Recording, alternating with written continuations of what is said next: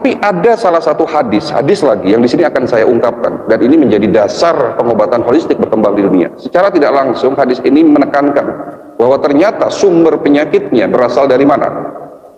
Nah, hadis ini berbunyi begini, tidak ada tempat yang lebih buruk kecuali di dalam perutnya anak cucu Adam. Maksudnya apa? Nabi ingin mengatakan bagian paling buruk di dalam tubuh kita adalah sistem pencernaan. Dan ternyata hasil riset yang panjang dalam konsep pengobatan holistik, semua penyakit di luar masalah stres, ya, kita abaikan dulu sebentar masalah mind atau stres, ya. Kita berbicara jasmani dulu. Penyakit jasmani, ya, itu semua bersumber dari masalah pencernaan ternyata.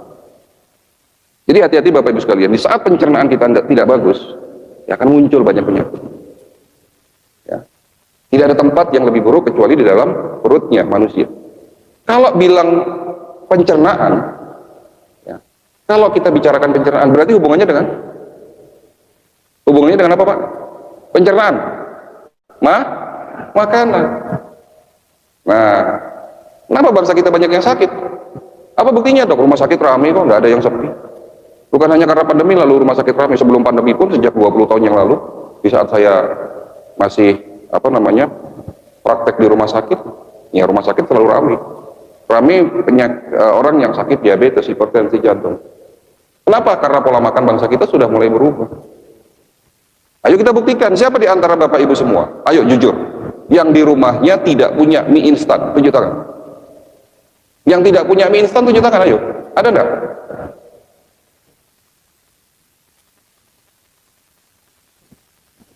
Seolah-olah mie instan menjadi makanan utama. Ya.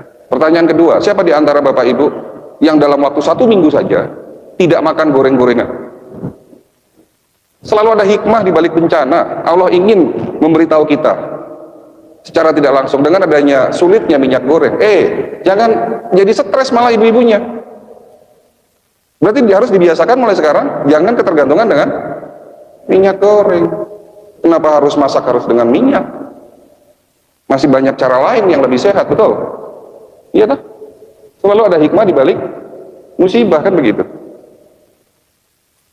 Oke, pertanyaan ketiga.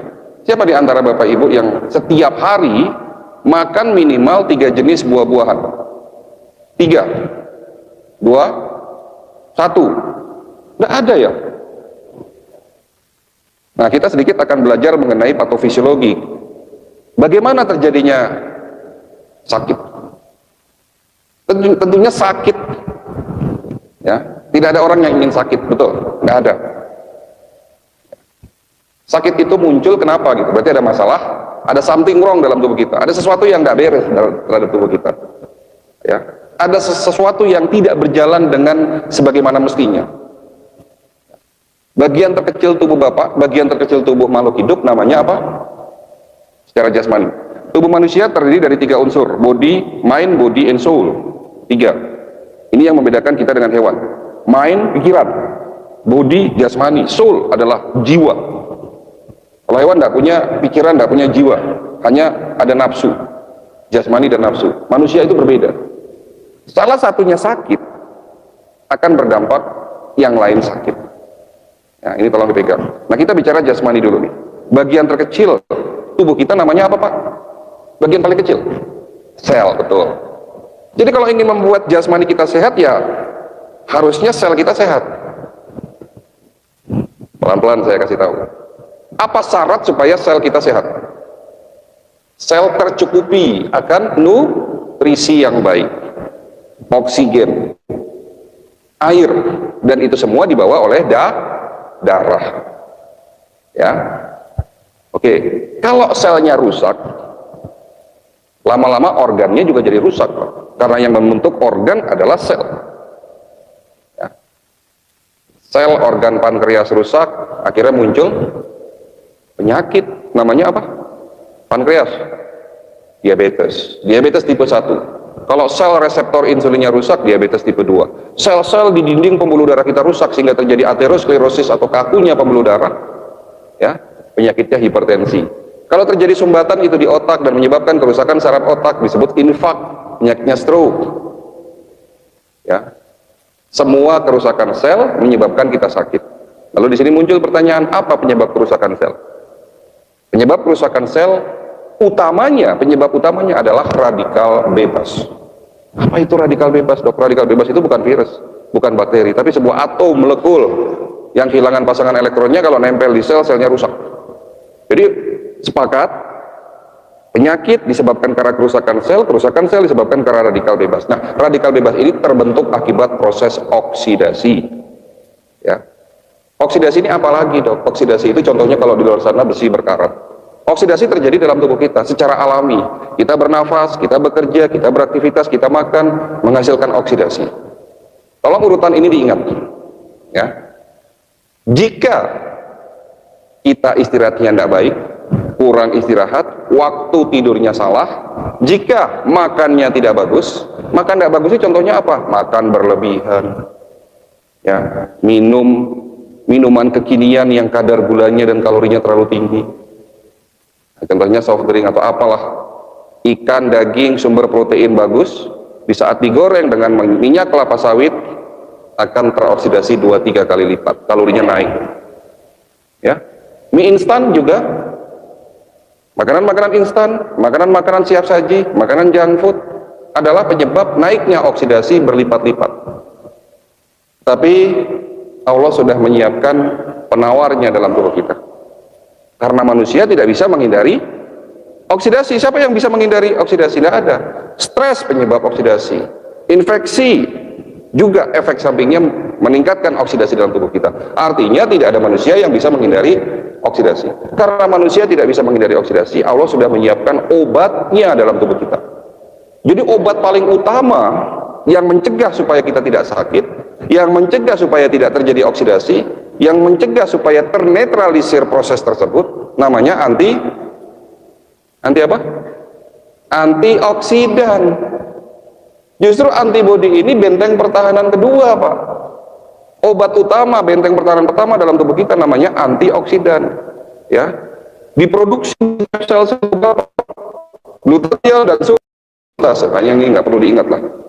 Tahu bahwa tubuh kita ada obat utama yang namanya antioksidan. Ya, jelas ya. Namun secara alami pula setelah usia Bapak 40 tahun, 50 tahun, 60 tahun produksinya semakin menurun. Makanya rata-rata orang sakit di atas usia 40 tahun. Nah, terjawab dulu kalau saya makan soto Betawi, dok, asam urat saya nggak naik. Dulu waktu saya makan daging-daging, saya makan goreng-gorengan, kolesterol saya nggak naik. Tapi sekarang, kenapa kok kolesterol saya gampang naik? Kenapa diabetes saya gampang, gula saya gampang naik?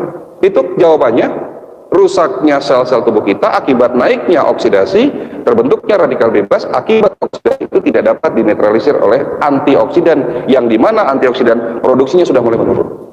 Tapi Allah punya plan B, Allah punya cara lain. Allah maha baik, bukan hanya menciptakan antioksidan dalam tubuh kita, tapi menyiapkan, menyediakan antioksidan ada dalam makanan kita. Di mana? Di buah, Pak. Yang dimana tadi saya sudah buktikan. Siapa di antara Bapak Ibu yang setiap hari makan 3 jenis buah-buahan? Tidak ada yang 7 tangan.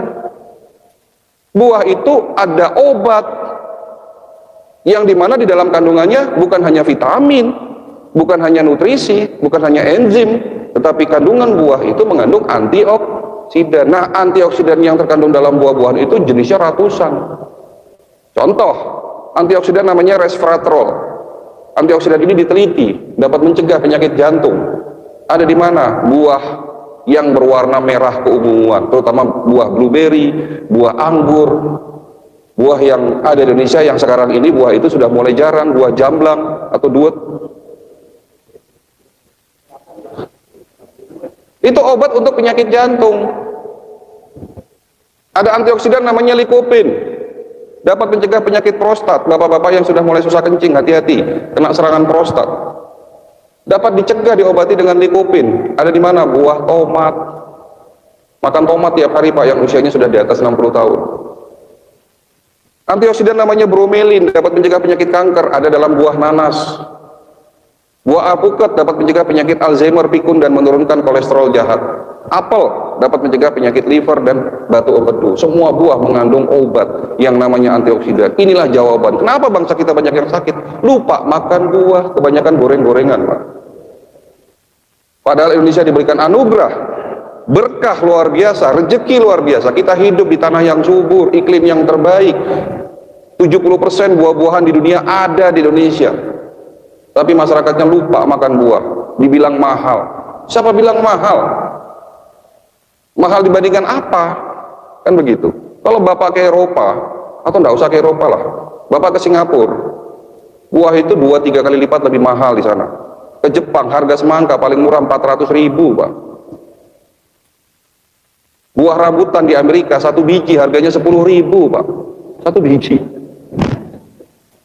Lalu mengatakan di Indonesia buah mahal, Dok. Nggak perlu yang mahal-mahal, nggak perlu anggur, nggak perlu. Cari jamblang, cari apalagi buah jambu berlimpah, nanas berlimpah, pepaya, pisang, wah apalagi banyak semua. Inilah penyebab kenapa kita akhirnya sakit. Masyarakatnya kurang diedukasi betapa pentingnya makan buah. Rasul sudah menganjurkan makan buah. Kalau di zaman dulu di Jazirah Arab, ya, yang ada hanya kurma, makanya Rasul menyarankan makan kurma. Apakah harus makan kurma? Ya tidak, sunahnya makan kurma. Tapi di Indonesia buah berlimpah, kan begitu.